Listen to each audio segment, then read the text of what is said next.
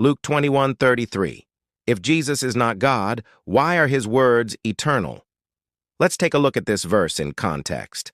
In the Gospels, when Jesus taught, he often used parables to illustrate his points. In Luke chapter 21, verses 28 to 33, we read about a conversation that Jesus had with his disciples while they were in the temple courts. They were looking at all the beautiful buildings and probably thinking about how magnificent the temple was and how it took 40 years to build.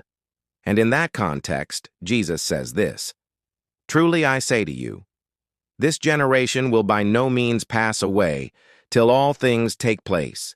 Heaven and earth will pass away, but my words will not pass away." Now, skeptics of the Christian faith often focus on this verse to argue that Jesus did not really mean to say that his words are eternal, because only God's words can last forever. So if Jesus is not God, then he can't have said this. But what do you think? What do you think will happen when heaven and earth pass away? What do you think happens to the words of Jesus? Let me know in the comment section. You see, the fact that heaven and earth will pass away doesn't mean that the ideas and concepts that Jesus taught will also pass away. For example, if I were to say that cars will one day become obsolete and that the roads will one day be taken over by flying vehicles, that doesn't mean that the idea of roads or the concept of cars will disappear. It simply means that the way we currently use them will become outdated. The same is true with the words of Jesus. Just because heaven and earth will pass away does not mean that the words of Jesus will lose their relevance or their truth. In fact, it emphasizes the opposite.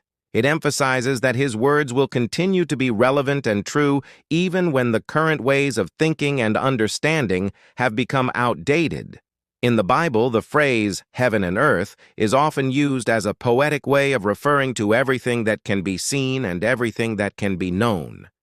When Jesus says that heaven and earth will pass away, he means that everything that we currently know and everything that we currently experience will one day be completely transformed into something new. In other words, everything that we currently know will one day become outdated. So the question is not whether or not everything will one day pass away, but rather what will remain when everything has passed away. And Jesus says that his words will remain. This verse actually reminds us that Jesus is not just a teacher whose words are recorded in the Bible for us to read. He is the living Word of God. John chapter 1, verse 14. "And the Word became flesh and dwelt among us, and we beheld his glory, the glory as of the only begotten of the Father, full of grace and truth." Jesus himself is the embodiment of God's truth.